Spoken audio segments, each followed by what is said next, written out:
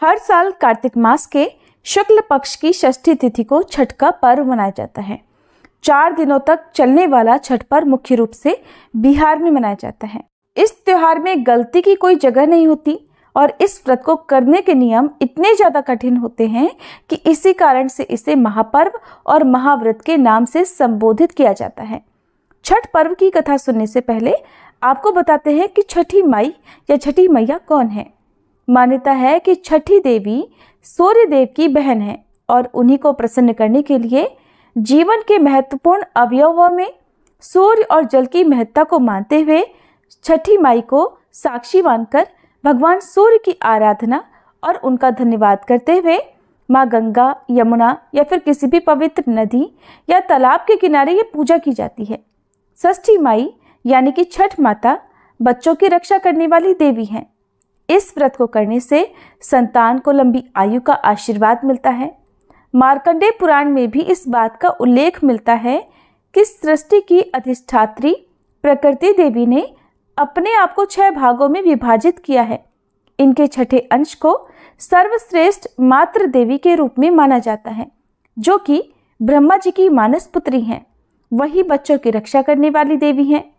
कार्तिक मास के शुक्ल पक्ष की षष्ठी तिथि को इन्हीं षष्ठी देवी की पूजा की जाती है। शिशु के जन्म के ठीक 6 दिन बाद इन्हीं देवी की पूजा की जाती है और षष्ठी देवी की पूजा करने से बच्चे को स्वास्थ्य, सफलता और दीर्घायु होने का आशीर्वाद मिलता है। पुराणों में षष्ठी देवी का नाम कात्यायनी बताया गया है, जिनकी नवरात्रि की षष्ठी तिथि को पूजा की जाती है। छठ पर्व का तीसरा दिन सबसे खास होता है, क्योंकि इस दिन महिलाएं 36 घंटों का निर्जला व्रत शुरू करती हैं। शाम के समय संध्या अर्घ, जिसमें डूबते सूर्य को अर्घ दिया जाता है, तो वहीं अगले दिन उगते सूर्य की पूजा की जाती है, जिसे उषा अर्घ कहते हैं। छठ पर्व मुख्य रूप से झारखंड, पूर्वी उत्तर प्रदेश और बिहार में मनाया जाता है। इस पर्व को डाला छठ, सूर्य षष्ठी और छठ पूजा आदि नामों से भी जाना जाता है। इस त्योहार में मुख्य रूप से भगवान भास्कर यानी सूर्य देवता और छठी माता की पूजा की जाती है। छठ व्रत पूर्ण करने से पहले छठ की कथा का पढ़ना या सुनना अत्यंत आवश्यक माना जाता है। तो आइए सुनते हैं छठ व्रत की पौराणिक कथा। कथा के अनुसार एक बार प्रियव्रत नाम के एक राजा थे। उनकी पत्नी का नाम था मालिनी। राजा प्रियव्रत और उनकी पत्नी मालिनी संतान सुख से वंचित थे। इसी बात से राजा और रानी अक्सर चिंतित और दुखी रहा करते थे। एक बार उन्होंने संतान प्राप्ति के लिए महर्षि कश्यप से पुत्रेष्टि यज्ञ करवाया। महर्षि ने यज्ञ संपन्न करने के बाद मालिनी को खीर खाने को दी। खीर का सेवन करने के बाद मालिनी दैव योग से गर्भवती हो गई और ठीक 9 महीने बाद उसे एक पुत्र की प्राप्ति हुई। लेकिन दुर्भाग्यवश उसका पुत्र मृत पैदा हुआ।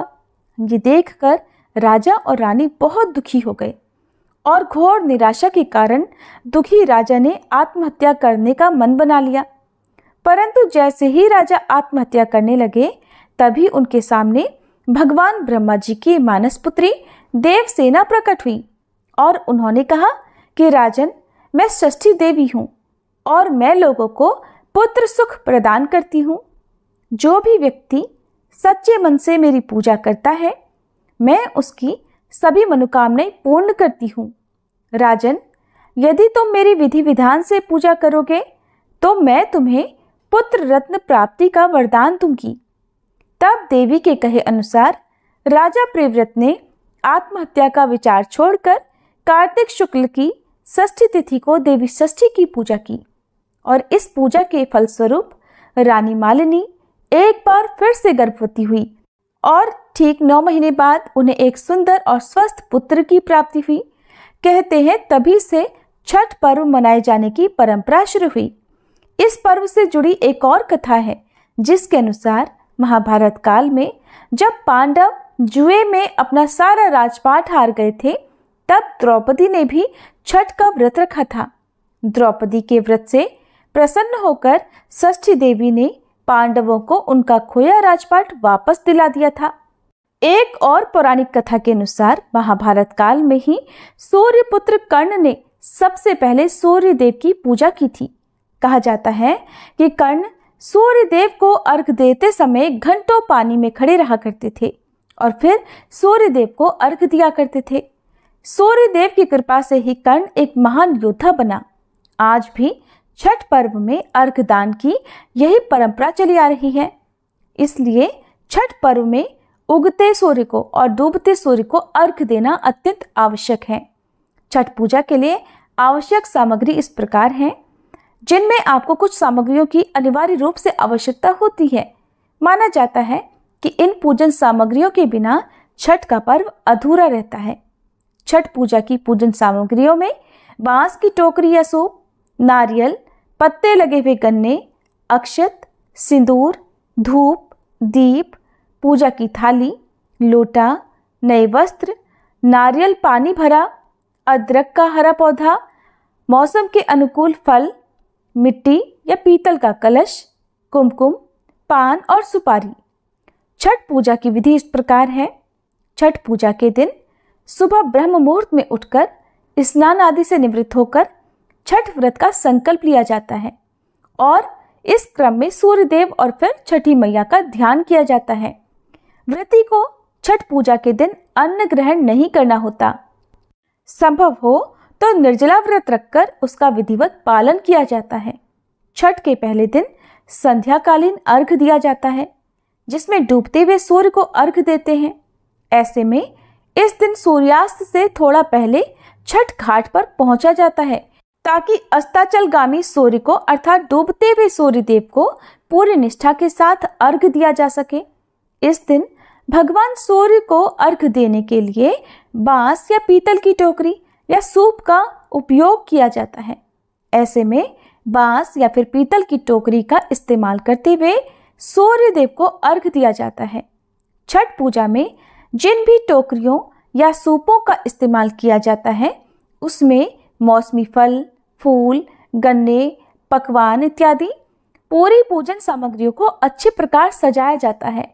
इसके साथ ही सूप या टोकरी पर सिंदूर लगाते हैं। फिर सूर्य देव को अर्घ देते समय टोकरी में सभी पूजन सामग्रियों का होना बेहद आवश्यक होता है।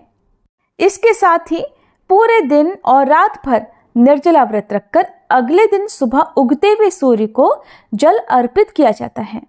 सूर्य देव को अर्घ अर्पित करते समय मन ही मन उनसे अपनी मनोकामना भी कहनी चाहिए।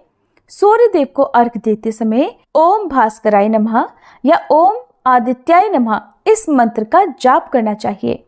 छठ पूजा के पहले दिन नहाय खाए होता है। इस दिन व्रती महिलाएं स्नान और ध्यान करने के बाद कद्दू और भात का सेवन करती हैं। छठ व्रती को नहाय खाए के दिन शुद्ध और सात्विक भोजन ही ग्रहण करना होता है।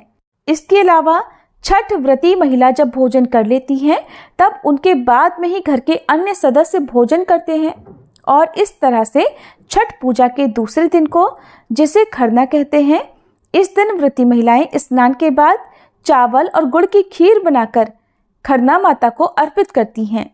इस प्रसाद को मिट्टी के नए चूल्हे पर आम की लकड़ी से आग जलाकर बनाया जाता है। शाम को पूजा के बाद घर के सभी सदस्य पहले खरना प्रसाद ग्रहण करते हैं, फिर भोजन करते हैं। खरना प्रसाद को बहुत ही शुभ माना जाता है। इस प्रसाद को ग्रहण करने के बाद ही छठ का कठिन व्रत प्रारंभ हो जाता है। इस दिन नमक नहीं खाया जाता। छठ पूजा का तीसरा दिन सबसे खास होता है। इसी दिन शाम को अस्तगामी सूर्य यानी डूबते हुए सूर्य देव को अर्घ दिया जाता है। टोकरी में फल, ठेकुआ, चावल के लड्डू आदि से अर्घ के सूप को सजाया जाता है। फिर नदी या तालाब में कमर तक पानी में खड़े रहकर भगवान सूर्य नारायण को अर्घ प्रदान करते हैं। चौथे दिन, जिस दिन छठ का व्रत खोला जाता है, पारण किया जाता है, उस दिन उगते सूर्य देव को अर्घ देते हैं। इसके साथ ही 36 घंटे का व्रत समाप्त हो जाता है। छठ की पूजा में और व्रत में मन और तन की शुद्धता सबसे जरूरी है। अर्घ देने के बाद व्रती पहले प्रसाद का सेवन करके फिर व्रत का पारण करती हैं। इस प्रकार से छठ का व्रत किया जाता है। प्रेम से बोलिए छठी मैया की जय। छठी माई आप सभी की मनोकामनाएं पूर्ण करे और आप सभी को व्रत रखने की सामर्थ्य प्रदान करे। ये थी आज की कथा और जानकारी। अगर आपको अच्छी लगी हो तो वीडियो को लाइक जरूर कीजिएगा।